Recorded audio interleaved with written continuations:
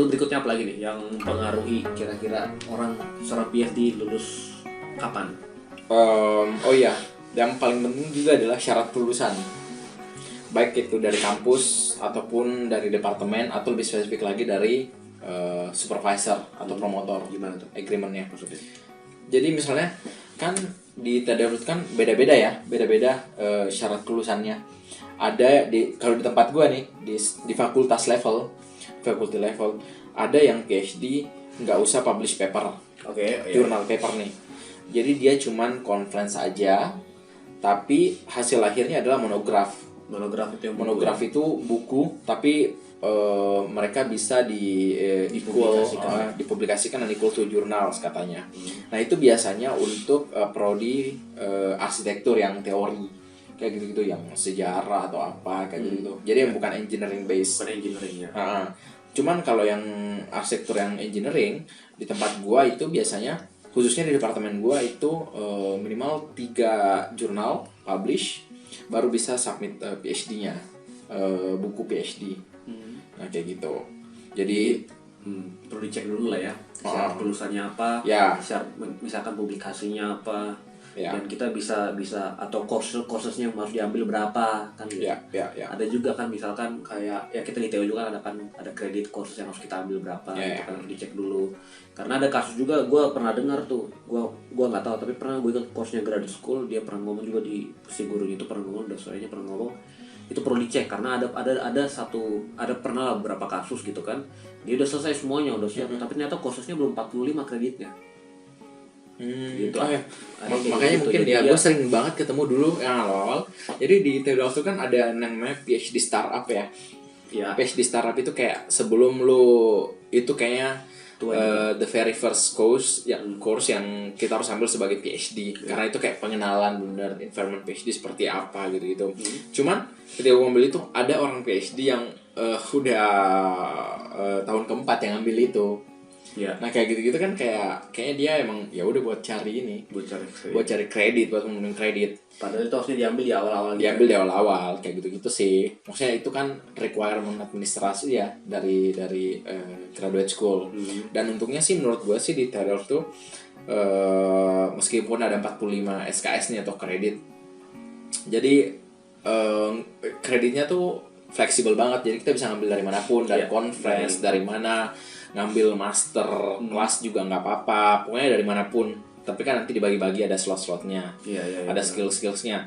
Nah cuman dan nggak ada yang wajib di 45 itu, maksudnya nggak ada yang lu harus ngambil ini, nggak, kecuali mungkin di beberapa fakultas atau departemen yang ada yang wajib lah. Ya kayak gitu. Nah cuman di beberapa kampus setahu gue harus di double check sih, kayak di Singapura kalau nggak salah di NUS atau di NTU gitu. Jadi mereka tuh tahun pertama itu harus ngambil master kelas gitu dan harus lulus. Jadi kalau banyak sih. Iya, di US juga katanya. Dan kalau lo nggak lulus ya lo ngulang terus gitu di tahun pertama. US gitu. Terus kayak waduh berat juga ya. Untungnya tuh di table kita yang ngatur sendiri kan. Di tahun pertama karena ada go-no-go itu. Jadi kita mau ngambilnya ya udah cuma 5 atau 6 kredit aja nggak apa-apa. Nanti selebihnya disisisain.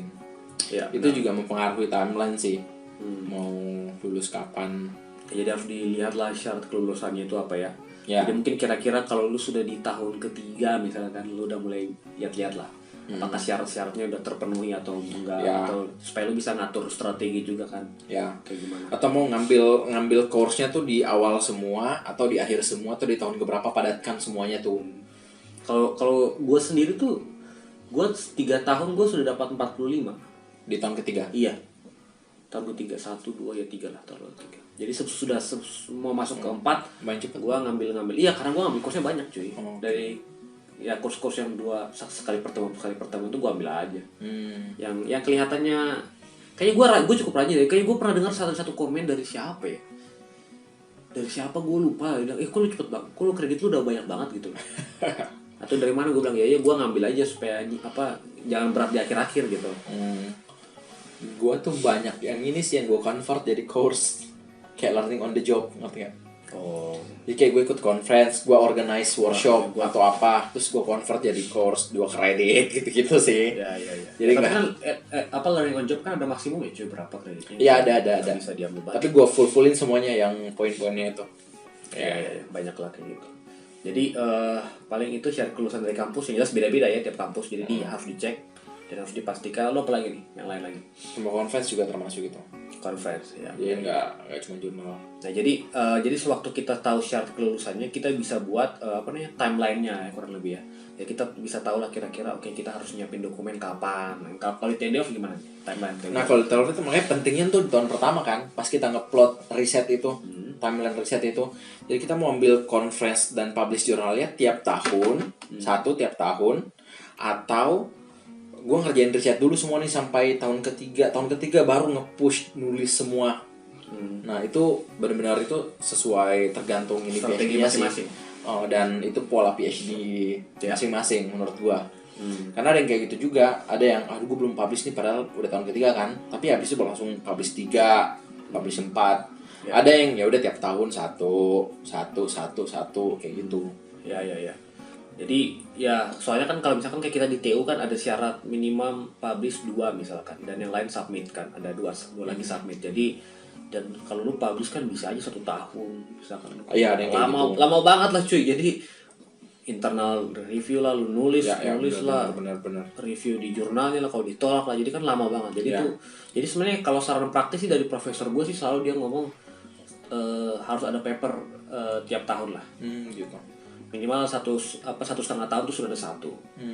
Kemudian tahun kedua 6 bulan berikutnya yang kedua masukin. Jadi supaya nggak mepet di terakhir. Kayak ada satu teman gue nih sekarang dia udah tahun keempat, dia kontraknya biar soalnya Januari atau Februari lupa, atau Desember kemarin gue lupa, dia habis, tapi sekarang dia udah balik ke Kanada. Nah dia tuh baru 1 yang dipublish, baru 1 yang terpublish, 1 lagi masih ada review, yang ketiga masih nulis. Karena dia modelnya gitu, dia kerja kerja dulu baru nulis terakhir. Tapi memang modelnya gitu sih kerjanya dia, gue juga nggak tahu kenapa. Tapi ada plus minusnya sih. Ya ada positif dan negatifnya lah. Mungkin salah satu minusnya juga adalah yaitu yang terakhir lu akan boring banget dengan nulis kan. Ya benar, itu boring banget dengan nulis, kayak aduh gue udah pernah ngelakuin ini terus gue lupa gimana lagi. Jadi lu kadang ngubuk lagi file yang lama, yang hasil simulasi yang lama. Gue kadang kayak gitu soalnya. Atau yang kedua juga adalah ternyata tanpa sepengetahuan lo ada orang yang mengerjakan riset yang sama di belahan dunia sana, di Australia misalnya atau di mana, dan mereka publish duluan. Ya benar. Cuman beda 6 bulan atau beda setahun mereka publish, padahal mungkin riset lu lebih robust gitu loh, lebih padat. Tapi kan ya jadinya ada yang sama gitu loh. Nah itu juga salah satu sih. Kalau gue prefer ini sih kayak gradual gitu, step by step gitu. Gue juga prefer kayak gitu. Jadi sesudah lu udah ambil data kan, ini ada waktu untuk nulis kan. Jadi ada variasi lah ya, nggak gitu-gitu aja. Nggak, karena bisa ini juga untuk maju di paper yang selanjutnya lu harus nge-cite paper yang sebelumnya. Bisa jadi. Itu perhatikan juga yang kayak gini. Ya kayak gitu platform. Jadi gua nggak bisa nih maju nih di step yang keempat. Karena yang ketiga gua harus publish dulu biar tervalidasi. Benar. Baru gua bisa pakai itu jadi framework. Ya, gua juga mengalami hal yang sama. Lalu kemudian bicara timeline juga, perhatikan juga bisa aja kayak di TU kan kita ada, lu harus masukin semua draft lu 3 bulan sebelum expected week-nya lu mau defense lah ya. Jadi harus diperhitungkan juga kayak gitu-gitu. Jadi lu harus tahu kapan gua harus nulis, kapan gua harus kejar profesor gua untuk ini semuanya, ya harus tahu dari situ. Karena itu penting banget dan super penting banget si timeline itu, karena seberapa akurat pun timeline lu kita nggak pernah bisa tahu. Karena misalnya kayak gini kan tiba-tiba COVID nih, tiba-tiba, atau profesor lu sih tiba-tiba kemana? Iya, profesor lu misalnya tiba-tiba atau salah satu supervisor lu resign, itu kan mempengaruhi timeline kita tuh. Tiba-tiba dia dapat associate profesor di mana, di negara mana, itu kan tiba-tiba mempengaruhi. Terus kita mesti cari pengganti supervisor di tengah-tengah, adaptasi lagi, jadi kan mempengaruhi kita tuh, kayak gitu-gitu. Langsung ke extend semua timeline-nya, atau tiba-tiba ada COVID ini kan. Jadi ya ibaratnya kita buat mungkin saran praktisnya adalah buat timeline yang atau plan yang benar-benar agak ambisius lah mungkin di awal ya. Jadi gua harus kerjain ini sekarang, gua harus kerjain ini bulan segini. Jadi supaya takutnya antisipasi kalau udah ngaret-ngaret atau hal-hal tidak terduga gitu ya. Benar. Sama ini mulai dari awal sih, jadi yang pas di tengah-tengah juga. Jadi dari awal pas mulai go no go. Kalau di TEFL mau ada go no go. Itu kan ada yang 9 bulan, ada yang 6 bulan, ada yang 12 bulan kan, tergantung supervisor. Tapi kalau kita udah memprediksi dari awal, gue ada ujian ini.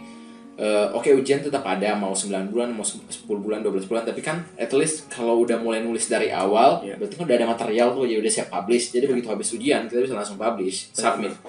Ketimbang habis itu baru mau nulis lagi, kayak gitu sih. Lalu paling juga ini juga cuy, perlu juga gua nggak tahu di kampus lain nih, kalau tapi di TU kan kita setiap tahun ada meeting meeting, evaluation meeting, supaya bisa dikontrol. Kita bisa diskusi juga sama supervisor kita seperti apa, mungkin halangan-halangan, tantangannya gitu kan. Apakah kita juga bisa kira-kira lulus tepat waktu, ya segala macam lah didiskusikan. Itu penting.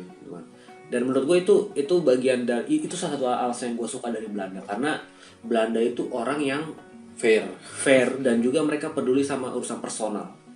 Jadi misalkan pas meeting seperti itu, mereka lu ngomong kayak gini misalkan sama profesor lu, iya nih saya punya masalah, kayak ada ketantangan gini-gini. Nah dia berusaha ngejas dia ya intinya nggak dibiarin lu sendiri, urusan lu sendiri, yang penting kerjaan lu harus beres. Rata-rata sih nggak seperti itu orang Belanda. Itu yang gua cukup suka, dan juga kita hubungan personal juga dekat kan, jadi cukup dekat lah. Jadi enak lah tuh hal seperti itu. Sepakat.